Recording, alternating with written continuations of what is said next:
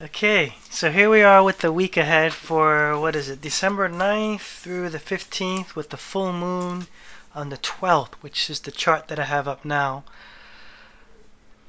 This is pretty real deal. So I'm going to go through this slowly because I wrote out the whole year of full moons and new moons because I've been doing these presentations on the lunar cycles. So let's just go through everything I wrote and let's check this out one by one. Okay, so the sun is the reflect, right? So we call the moon, the ancients call the moon the great reflector of light. So I look at what's up with the sun on the full moon. That's where I'm at. So the sun is actually conjunct the galactic center, or it's getting into the galactic center. It actually conjuncts later on. But here we have the sun right in the fucus, just about to conjunct the galactic center, but it's still in that Milky Way galaxy point. So that's pretty powerful sun. And then we look here, and we have the moon in Taurus, in between Alcyon, which is the Pleiades, and Alnitak, which is Orion. So we have the moon smack right in the middle there. Then we have Venus conjunct with Pluto, conjunct with Saturn, and we're going to see that in the transits too in the week ahead. Then we have Mercury in Scorpio, and we have Mars in Libra, and then we have Chiron going direct. So we're going to kind of just like talk about all these things. All right. What I wrote was into the darkness again. That's what I wrote because everything is going into the dark realm, and like I said, this sun is actually almost conjunct with the galactic center, so it's in there. It's in the other world. Mercury is in the other world, revealing secrets. What I wrote was revealing past dark secrets, and also at the same time, it's trining up. Right? Let's have a look. It's trining up on Chiron. Yeah, Mercury trining up on Chiron. So revealing the past darkness or secrets or any information. That's what Mercury is doing in Scorpio. So Chiron is the wounded healer teacher, and then it's also going direct. So it's like bringing forward all of this healing energy or wounded energy, depending on what your process is with Chiron. So that's what I see going on there. So that's what I'm saying. There's a lot of shadow work in the dark realm, which is fine. We just have to know that, so we know what we're dealing with. The Venus conjunction with Pluto and Saturn, I just see that as, what are the limits of the feminine working in the dark realm? Because Pluto is the dark realm, and it's usually around sexual energy.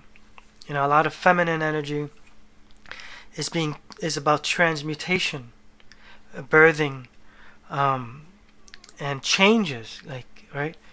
But then what are the limits? And there's a lot of energy that gets created with sexual energy, so that's actually, if you use it correctly, that's good.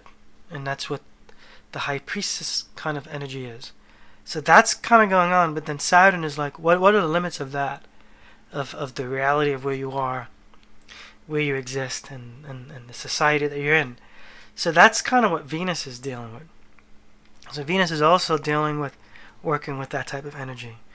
Then I'm gonna take a quick look at what else I wrote. Oh, there's a grand trine too between the North Node in Gemini conjunct Sirius the star, which Sirius is the Queen Isis. It's the goddess star. So you have the moon in between the Pleiades and Orion, which Orion is the king.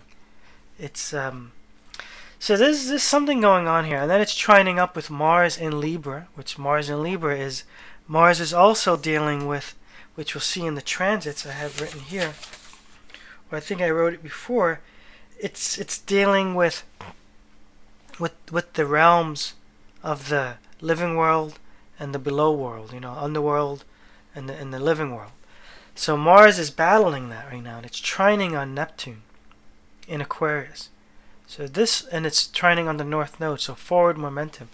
So this is spiritual warrior, on a path of just like moving, moving on a path as a spiritual warrior. And it has to do with something about Cosmic Queen, because Sirius is the Cosmic Queen. It's the star, the brightest star in the sky as well. It's conjunct the north node.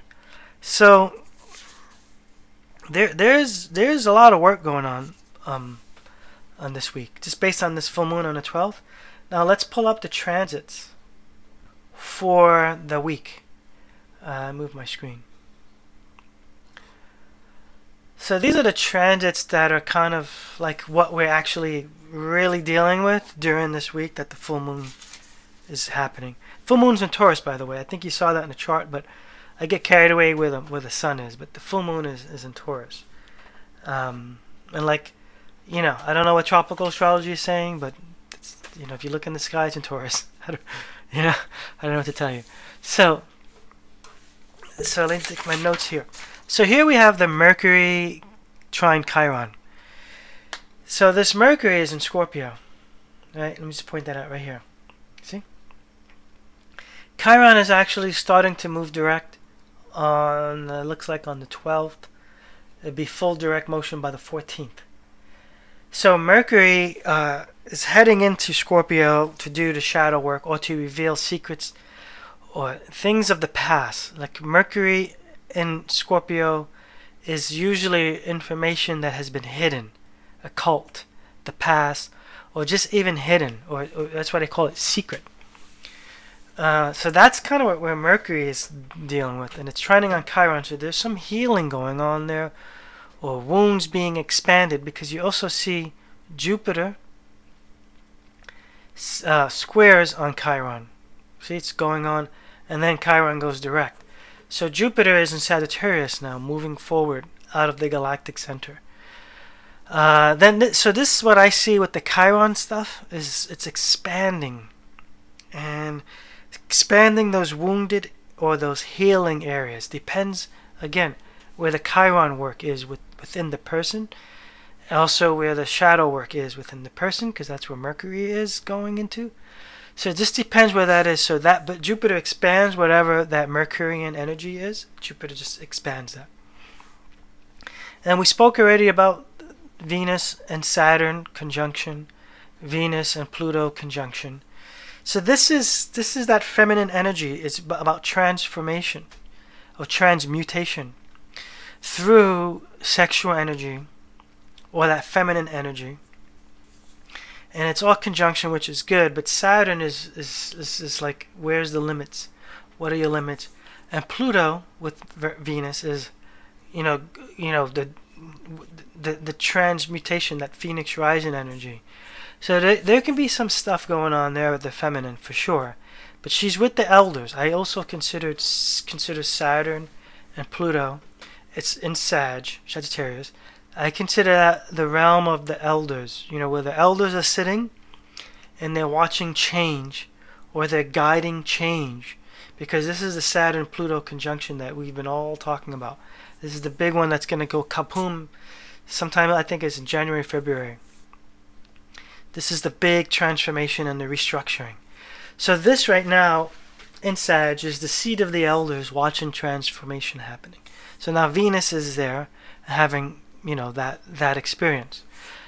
And then we see here Jupiter trines on Uranus.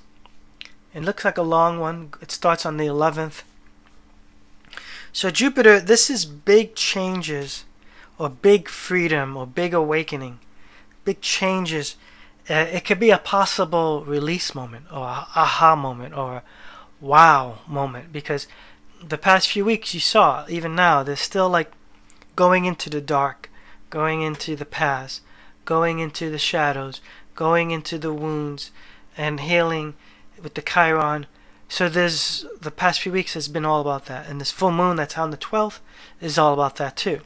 And then the Jupiter Uranus is like boom, freedom. What's the vision? What's awakened? What has been awakened? What's the new? Right? So because Uranus is in Aries, So it's like, what's the new? Okay, what's the new thing? Then, so that's kind of what we see happening. We can see here when Chiron stations direct.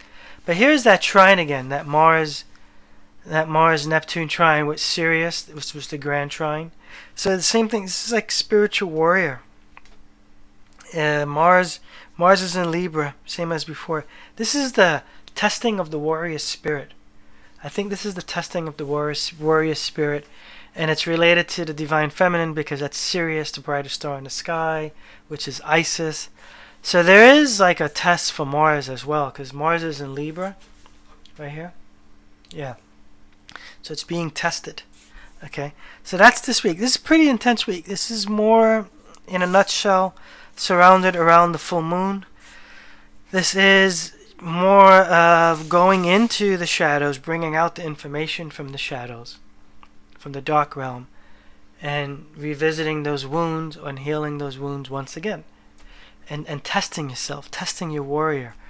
So that's this week ahead. Alright, so I hope this was helpful.